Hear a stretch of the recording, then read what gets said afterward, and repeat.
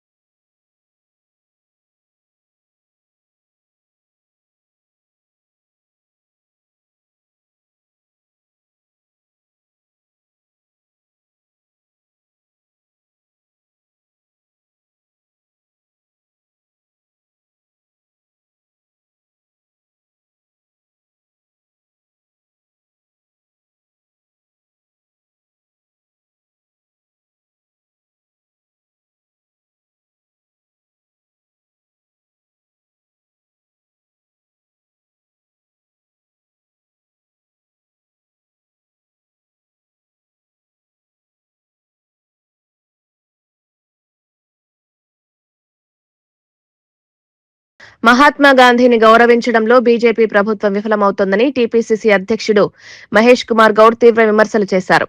మహాత్మా గాంధీ జాతీయ గ్రామీణ ఉపాధి హామీ పథకం నుంచి గాంధీ పేరును తొలగించడం రాజకీయ ద్వేషానికి నిదర్శనమన్నారు.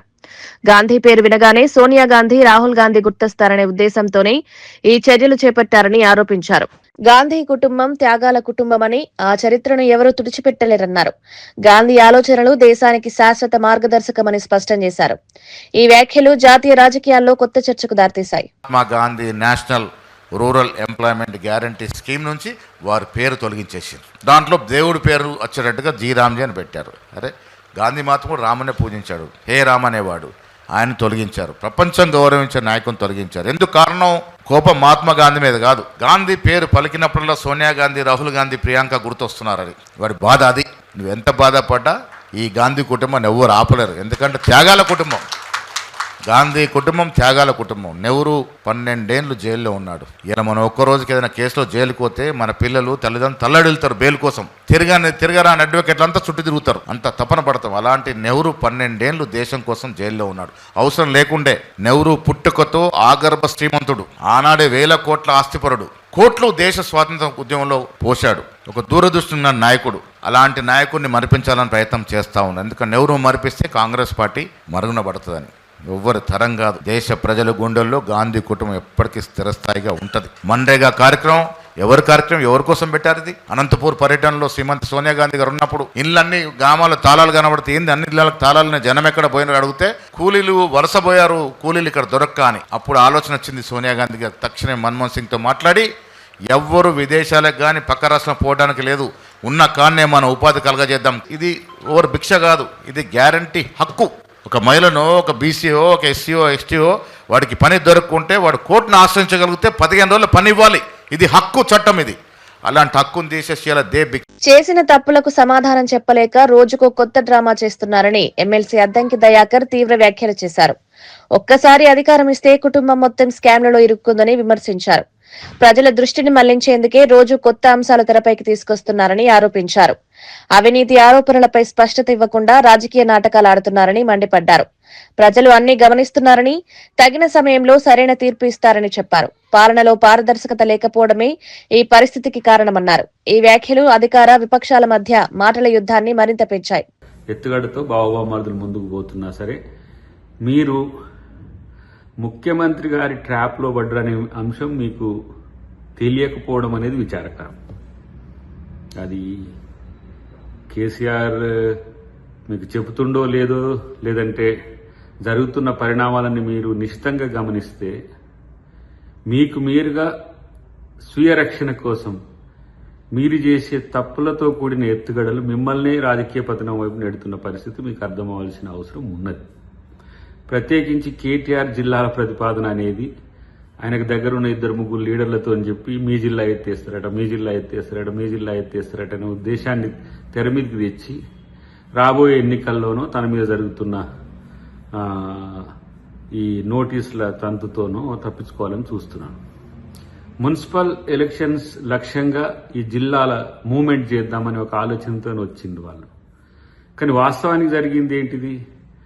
జిల్లాల అంశంలో ఒక రిటైర్డ్ జడ్జితో, ఒక స్టాంటిటీతో, సైంటిఫిక్ అప్రోచ్తో చేస్తే ఎలా ఉంటుంది అని ఒక కమిటీ వేద్దామని ఆలోచన చేసిండ్రు. కానీ సికింద్రాబాద్ జిల్లా తీస్తారని, లేకపోతే నారాయణపేట జిల్లా తీస్తారని, లేకపోతే గద్వాల జిల్లా తీస్తారని, ఎక్కడికక్కడికి 33 జిల్లాలు తీసేస్తారని ఈ 3-4 ప్రచారం చేసుకుంటూ తిరగడాన్ని ప్రజలు నమ్మట్లేరు. ప్రత్యేకించి ఇది మున్సిపాలిటీల్లో ఎక్కువగా.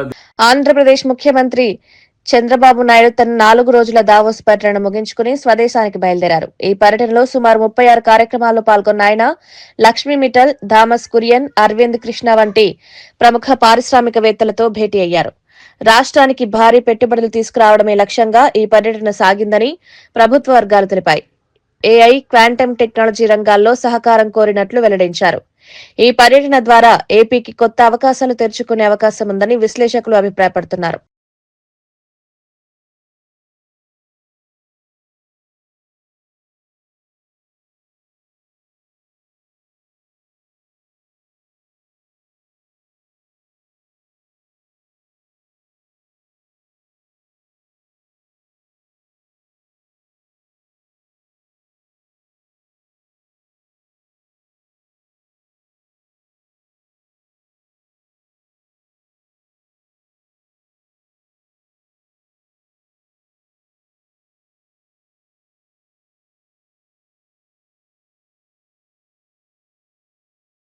అసెంబ్లీకి హాజరు కాని ఎమ్మెల్యేలకు నో వర్క్ నో పే విధానం అమలు చేయాలన్న స్పీకర్ అయ్యన్న పాత్రుడి వ్యాఖ్యలపై మాజీ సీఎం వైఎస్ జగన్ స్పందించారు. లక్నోలో జరిగిన శాసనసభాపతుల సదస్సులో ఈ ప్రతిపాదన రావడంపై ప్రశ్నించగా తమ ఎమ్మెల్యేలు ప్రభుత్వ జీతాలపై ఆధారపడే స్థితిలో లేరని వ్యాఖ్యానించారు. ఈ విషయం గురించి ఆందోళన అవసరం లేదన్నారు. నో వర్క్ నో పే అంశం వ్యక్తిగత ఎంపికని, దానిపై నిర్ణయం ఆయా సభ్యులదేనని తెలిపారు. ప్రజా సమస్యలపై పోరాటం చేయడమే తమ ఎమ్మెల్యేల లక్ష్యమన్నారు. సభకు వెళ్లకపోవడం వెనుక ప్రజా ప్రయోజనాలే కారణమని స్పష్టం చేశారు. ఈ వ్యాఖ్యలు రాష్ట్ర రాజకీయాల్లో చర్చకు దారితీశాయి. The ruling government is talking about no work, no pay, which is a lot more serious thing, saying that we'll introduce it in Lok Sabha. Nobody is that poor to literally be wanting to pray on that. Don't worry about that. It's up to them. Recall. BJP అసలు agenda రాజ్యాంగాన్ని అంతం చేసి ప్రజాస్వామ్యాన్ని కూల్చివేయడమేనని లోక్సభ ప్రతిపక్ష నేత రాహుల్ గాంధీ ఆరోపించారు. స్వాతంత్రానికి ముందు అన్ని రాజుల పాలనను తిరిగి తీసుకురావాలన్నదే బీజేపీ లక్ష్యమన్నారు. కొద్దిమంది పెత్తనాన్ని మళ్లీ స్థాపించేందుకు ప్రయత్నాలు చేస్తున్నారని విమర్శించారు. ఇలాంటి శక్తులను అడ్డుకోవాలంటే ప్రజల ఐక్యతే ఏకైక మార్గమన్నారు. దేశ ప్రజలంతా ఒక్కటిగా నిలబడితే ప్రధాని మోదీ వెనక్కి తగ్గక తప్పదని వ్యాఖ్యానించారు. రాజ్యాంగ విలువలను కాపాడుకోవాల్సిన బాధ్యత ప్రతి పౌరుడిపై ఉందన్నారు. ప్రజాస్వామ్య పరిరక్షణ కోసం పోరాటం కొనసాగుతుందని స్పష్టం చేశారు. लोकतंत्र को खत्म करो और जो आजादी से पहले हिंदुस्तान था, जहां पे एक व्यक्ति, राजा महाराजा एक व्यक्ति पूरा डिसाइड करता था, सारे के सारे एसेट्स उनके हाथ में हुआ करते थे और जो भी वो करना चाहते थे वो करते थे, वैसा हिंदुस्तान वो फिर से लाना चाहते हैं. और इनकी इंटेंशन रुकने की नहीं है, क्योंकि ये जो मॉडर्न इंडिया का स्ट्रक्चर है इसको ये बदलना चाहते हैं और तोड़ना चाहते हैं. एक ही तरीका है इनको रोकने का, और मजदूरों को किसानों ने रास्ता दिखाया है. अगर हम सब एक साथ मिलकर खड़े हो जाएंगे, मैं आपको बता रहा हूं ये डरपोक लोग हैं, मैं अब इनको बहुत अच्छी तरह जानता हूं, ये डरपोक लोग हैं. अगर हम सब एक साथ खड़े हो जाएंगे, आप मनरेगा नाम देना चाहोगे या कोई और नाम देना चाहोगे, आप डिसाइड करोगे उस योजना का नाम क्या होगा, कैसे बनेगी, कहां चलेगी, कब तक चलेगी, कितने घंटे चलेगी. मगर ये मैंने कहा, मगर एक दूसरी बात ही कह देता हूं, अगर एक कमी है तो यूनिटी की कमी है. एक साथ गरीब लोग. ముఖ్యమంత్రి రేవంత్ రెడ్డి నాయకత్వంలో ప్రజాప్రభుత్వం వికలాంగుల సంక్షేమానికి అత్యున్నత ప్రాధాన్యమిస్తోందని వికలాంగుల కార్పొరేషన్ చైర్మన్ ముత్తినేని వీరయ్య తెలిపారు. దంపతులిద్దరూ వికలాంగులైతే 2 లక్షల ఆర్థిక భరోసా అందిస్తున్నట్లు చెప్పారు. ఉద్యోగాలు, ఉన్నత విద్యలో రిజర్వేషన్లు, చారిత్రాత్మకంగా పెరిగిన నిధులు, ఆధునిక పరికరాల పంపిణీ వంటి కార్యక్రమాలు అమలు చేస్తున్నామన్నారు. బాల భరోసా వంటి వినూత్న పథకాలతో వికలాంగుల్లో ఆత్మవిశ్వాసం పెరుగుతోందన్నారు. సంక్షేమం కేవలం సహాయమే కాకుండా స్వాలంబనగా మారాలన్నదే ప్రభుత్వ లక్ష్యమన్నారు. ఇప్పటికే కాంగ్రెస్ పార్టీ ప్రభుత్వం ఏర్పడిన తర్వాత ఇద్దరు వికలాంగులు పెళ్లిళ్ళు చేసుకుంటే 2 లక్షల రూపాయలు ఇచ్చే జీవో ఇచ్చి ఇలా అమలు చేస్తూ ఉన్నాం. కోర్టు ఉద్యోగాలు 4% రిజర్వేషన్ ఇచ్చాం. ఉన్నత విద్యలో 5% రిజర్వేషన్ ఇచ్చాం. గత ప్రభుత్వం 10 ఏళ్లలో 64 కోట్లు కార్పొరేషన్కి ఇస్తే 2 సంవత్సరాల్లో 100 కోట్లు కార్పొరేషన్కి ఇచ్చిన ఘన చరిత్ర రాష్ట్ర ముఖ్యమంత్రి వర్యులు రేవంత్ రెడ్డి గారిది. వికలాంగుల పెద్దన్నగా, వికలాంగుల ఆత్మబంధువుగా వారు ఈ సంవత్సరం కార్పొరేషన్ నుంచి 8,000 మంది వికలాంగులకి ట్రై మోటరైజ్డ్ స్కూటర్లు, ల్యాప్టాప్లు, బ్యాటరీ వీల్ చైర్స్, బ్యాటరీ ట్రైసైకిళ్ళు, మిగతా పరికరాలు పంపిణీ చేస్తున్నాం. దేశంలో ఎక్కడ లేని విధంగా 40% వైకల్యానికే పరికరాలు ఇస్తున్న ఏకైక రాష్ట్రం తెలంగాణ రాష్ట్రం. చిన్నపిల్లలు హ్యాండిక్యాప్డ్స్ అయినట్లయితే వాళ్ళని నార్మల్ వ్యక్తులుగా శస్త్రచికిత్సలు చేసి మార్చడం కోసం బాల భరోసా కార్యక్రమాన్ని ప్రారంభించాం. 7,000 వికలాంగుల సంఘాలను ఇప్పటికే ఏర్పరిచాం. 18,000 వికలాంగుల సంఘాలు ఏర్పాటు లక్ష్యంగా ఈ ప్రభుత్వం పనిచేస్తూ ఉంది. ఇవన్నీ దృష్టిలో ఉంచుకొని వికలాంగుల చెంతకు వీరయ్య అనే ప్రోగ్రాం ఏర్పాటు చేశాం. దానిలో భాగంగా వికలాంగుల సంక్షేమంతో పాటు వికలాంగుల ఆర్థిక స్థితిగతులు తెలుసుకోవడం. చట్టసభలకు హాజరు కాని సభ్యుల జీతభత్యాల్లో కోత విధించాల్సిన అవసరం ఉందని ఆంధ్రప్రదేశ్ అసెంబ్లీ స్పీకర్ అయ్యన్న పాత్రుడు సూచించారు. ఉత్తరప్రదేశ్లో నిర్వహించిన వివిధ రాష్ట్రాల శాసనసభాపతుల సదస్సులో ఈ అంశాన్ని ప్రస్తావించారు. ప్రజల చేత ఎన్నికైన ప్రతినిధులు సభకు హాజరై ప్రజా సమస్యలపై చర్చించాల్సిన బాధ్యత ఉందన్నారు. హాజరు లేకుండా జీతాలు పొందడం ప్రజాస్వామ్యానికి విరుద్ధమన్నారు. నో వర్క్ నో పే విధానం అమలైతే బాధ్యత పెరుగుతుందని అభిప్రాయపడ్డారు. ఈ ప్రతిపాదన జాతీయ స్థాయిలో చర్చకు దారితీసింది. అది చాలంటూ సభకు అసలు హాజరు కాని సభ్యుల్లో ఎక్కువ మంది క్రమం తప్పకుండా వేతనాలు తీసుకున్నారు. Without doing duty they taking salaries. How it is possible sir? So నేను ఈ విషయంలో మీకు మనసు అణచేసంటే సభకు అసలు హాజరు కాని సభ్యుల్లో ఎక్కువ మంది క్రమం తప్పకుండా వేతనాలు తీసుకుంటున్నారు, బత్యాలు మాత్రం తీసుకుంటున్నారు. ఒక సభాపతిగా నాకు ఎంతో వేదన కలిగిస్తున్న విషయం ఇది. ఇలాంటి నైతిక ప్రవర్తనతో ప్రజల దృష్టిలో చులకన కాకుండా ఎలా ఉండగలుగుతున్నారు? ఈ రకమైన అనైక్యత ప్రవర్తన ఎలా సమర్థించగలుగుతామని చెప్పి ఒకసారి మీరు అందరూ కూడా ఆలోచన చేయవలసిన అవసరం ఉంది. మనం చేస్తున్నాను. ఈ రకమైన వ్యవస్థలో శైలిని నిషేధించే నిబంధనలు లేవు కాబట్టి మరొక మార్గం చూపించాలని చెప్పి లోక్సభ స్పీకర్ గారికి ఈ సభాముఖంగా మనం చేసుకుంటున్నాం సార్. ఇది కేవలం ఆంధ్రప్రదేశ్ శాసన వ్యవస్థకు సంబంధించిన సమస్య కాదు. ప్రజలు ఇలాంటి ఉదాహరణ చూపించి ప్రజలందరినీ ఒకే ఘాటను కట్టకూడదు. ప్రజల నుండి వచ్చే విమర్శల నుండి ఎవరికీ మినహాయింపు ఉండకూడదని చెప్పి ఈ సందర్భంలో నేను చేస్తున్నాను. ఈ విషయంలో సార్ నా వైపు నుంచి 2 సూచనలు చేయదలుచుకున్నాను. ఒకటి, సభకు హాజరు కానిటువంటి వారిని నో వర్క్ నో పే, ఇది ఒక ఫస్ట్ టైం నేను మన చేసి నెంబర్ 1 సార్. అసెంబ్లీకి రాని వారికి, నో వర్క్ చేయని వారికి పేమెంట్ ఎందుకు ఇవ్వాలి? వై మస్ట్ మీకు పేమెంట్ అని చెప్పి శాలరీస్ అని చెప్పి నా సూచన సార్. నైని కోల్ బ్లాక్ అంశంలో బీఆర్ఎస్ ఎమ్మెల్యే హరీష్ రావుపై భువనగిరి కాంగ్రెస్ ఎంపీ చామల కిరణ్ కుమార్ రెడ్డి తీవ్ర కౌంటర్ ఇచ్చారు. టెండర్లపై కేంద్ర మంత్రి కిషన్ రెడ్డి ఇప్పటికే స్పష్టత ఇచ్చారని గుర్తు చేశారు. బీఆర్ఎస్ హయాంలో టెండర్లలో ఏం జరిగిందో కేంద్రం వివరించిందన్నారు. సీఎం రేవంత్ రెడ్డి తన బంధువులకు లాభం చేకూరుస్తున్నారన్న ఆరోపణలు అసత్యమన్నారు. సిట్ విచారణను తప్పుదోవ పట్టించేందుకే కేటీఆర్ హరీష్ రావు ఈ అంశాన్ని లేవనెత్తుతున్నారని మండిపడ్డారు. వాస్తవాలు ప్రజల ముందుకొస్తాయని స్పష్టం చేశారు. మీరు కేవలం తప్పుదో వటీనికి నైని బ్లాక్ కథ, ఈ కథ ఆ కథ చెప్తే ఈరోజు సెంట్రల్ మినిస్టర్ క్లారిటీ ఇచ్చిండు కదా, ఇంకేం జరగలేదు, ఇంకా టెండర్లే ఓపెన్ చేయలేదు అంటే ఇప్పుడు తెలంగాణ ప్రజలు ఒకటి అర్థం చేసుకోవాలి. పొద్దున్న లేస్తే ఈ బావా బామ్మర్దులకు ఒకటే ఒక ప్రక్రియ, మళ్ళీ ప్రజలు వీళ్ళని ఆదరిస్తారన్న నమ్మకం వాళ్ళకి లేదు. వాళ్ళ ప్రయత్నం ఏంటంటే 24 గంటలు కాంగ్రెస్ పార్టీని ఎండగడితే అవకాశం వస్తే మళ్ళీ అధికారంలోకి వస్తామని. ఎందుకంటే ఎప్పుడు కాంగ్రెస్ పార్టీ అధికారంలోకి వస్తుందని వాళ్ళు అనుకోలే. నీ అంత పోకడా ఏం చేసినా నడుస్తుంది, మాకు తిరిగే లేదు, మాకు అపోజిషన్ లేదు అనుకున్న వాళ్ళకు సడన్ గా ప్రజలు షాక్ ఇచ్చారు. ఆ షాక్లకు వెళ్ళి కోలుకోకుండా రోజు చెప్పిందే చెప్పి నిన్న చెప్పిరు, ఇవాళ చెప్పిరు, రేపు చెప్తారు. ఎన్ని రోజులు చెప్తారు తెలంగాణ ప్రజలకు? మాకు చిత్తశుద్ధి ఉంది, మమ్మల్ని ప్రజాపాలనకు ప్రజలు అవకాశం ఇచ్చిర్రు, మాకు ప్రజలే న్యాయ నిర్ణేతలు, మేము 6 గ్యారెంటీలు ఇవ్వడానికి 100% ప్రయత్నం చేస్తున్నాం.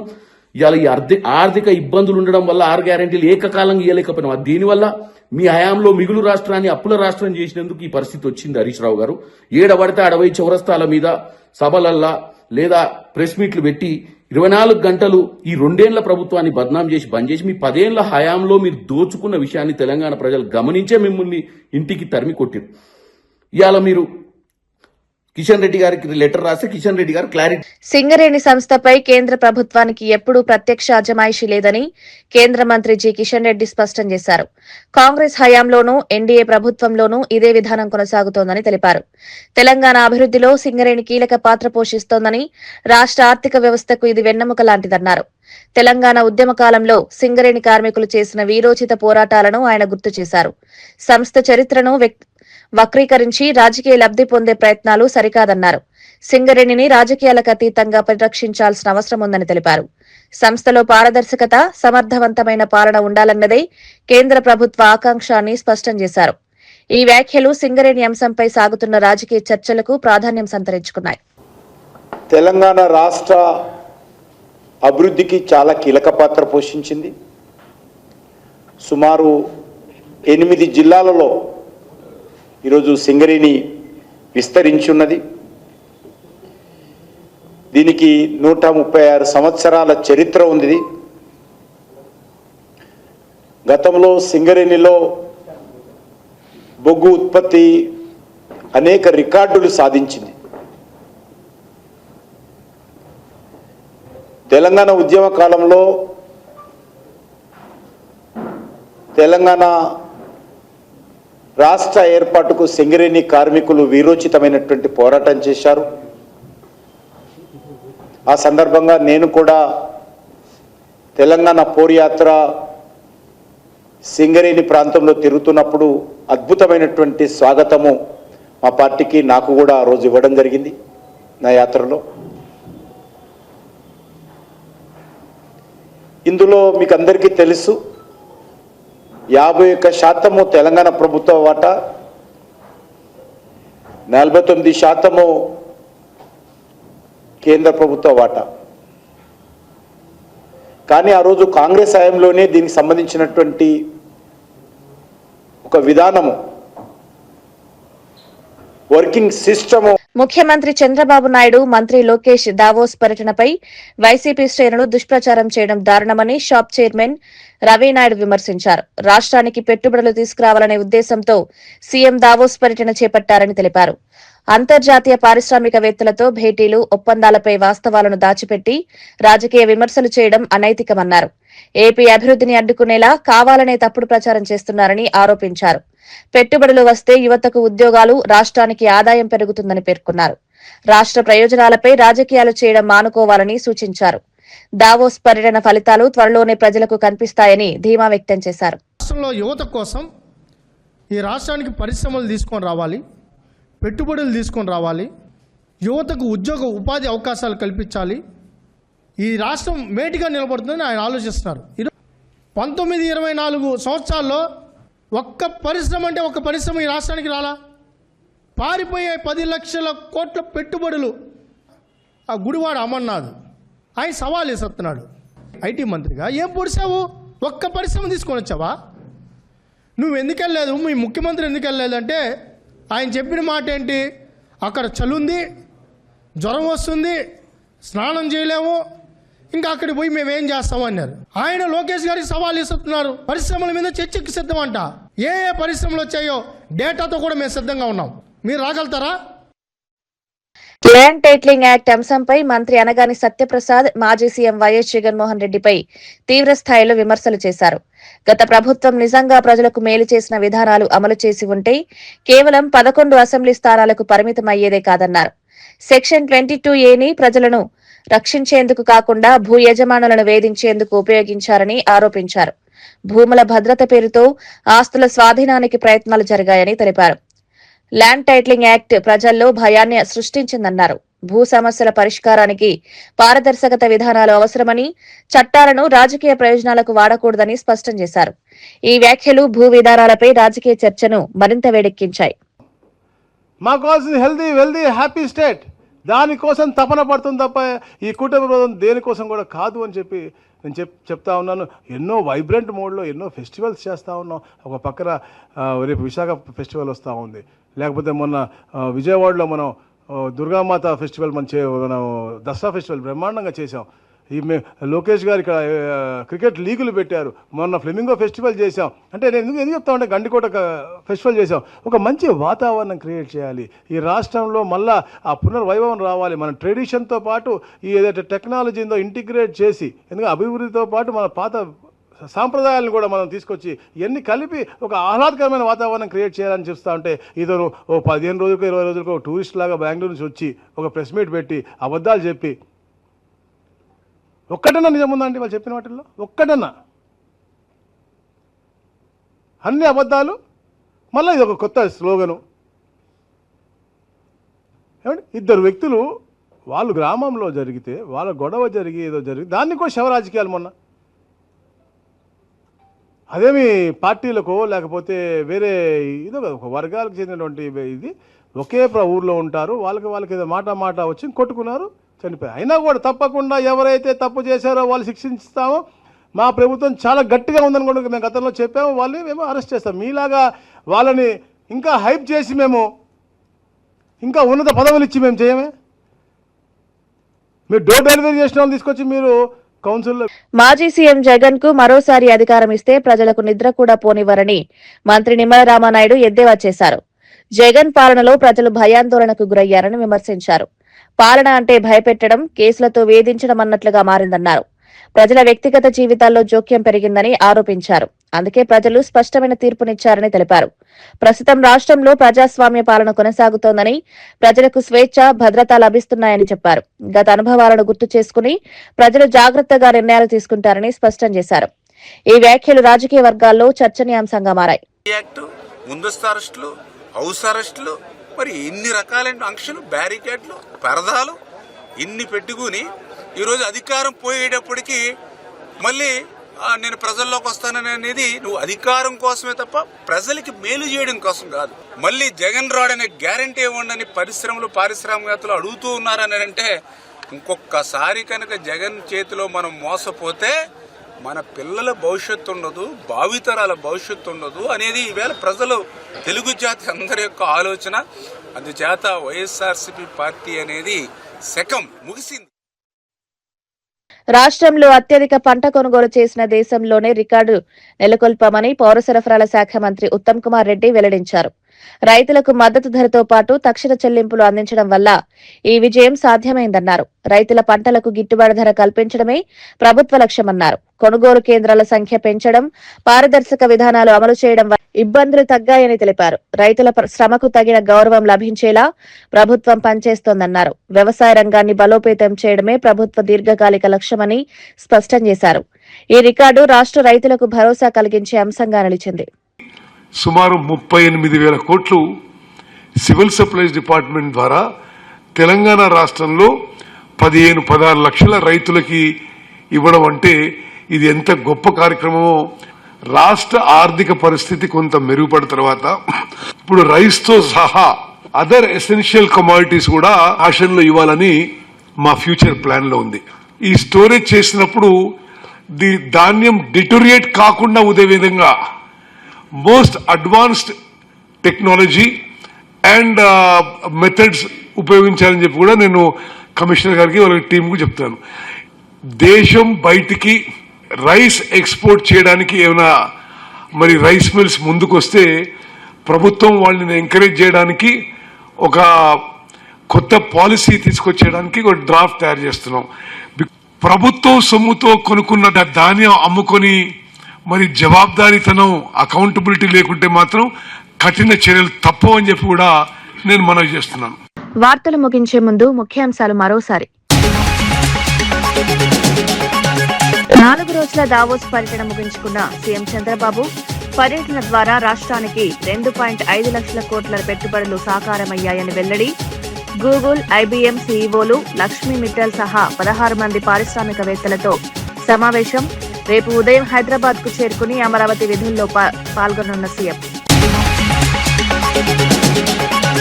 కోటప్పకొండ కొత్తపాలెం రోడ్డును ప్రారంభించిన ఉప ముఖ్యమంత్రి పవన్ కళ్యాణ్ 3.9 కోట్ల పంచాయతీరాజ్ నిధులతో 8 కిలోమీటర్ల రోడ్డు నిర్మాణం శివరాత్రికి ముందే రోడ్డు పూర్తి చేస్తామని హామీని నెరవేర్చిన పవన్ 1,50,000 మంది భక్తులతో పాటు స్థానిక రైతులకు, విద్యార్థులకు ప్రయోజనం. తెలంగాణలో బీసీ నేత సీఎం అయ్యే సమయం వస్తుందన్న మహేష్ కుమార్ గౌడ్. అవకాశం ఉన్న ప్రతి చోట బీసీలకు పదవులిస్తున్నామన్న మహేష్ గౌడ్. మున్సిపల్ ఎన్నికల్లో విజయమే లక్ష్యమని వెల్లడి. దేవుళ్ల పేరుతో రాజకీయాలు మంచిది కాదని వ్యాఖ్య. 5 ఏళ్లు మొద్దు నిద్రలో ఉన్న జగన్ కొత్త డ్రామాకు తెరతీశారన్న నిమ్మల రామానాయుడు. జగన్ పాదయాత్రకు ప్రకటనపై నిమ్మల విమర్శలు. అధికారం కోల్పోయిన తర్వాత పాదయాత్ర గుర్తొచ్చిందని ఎద్దేవా. రాష్ట్రంలో వైసీపీ శకం ముగిసిందని వ్యాఖ్య.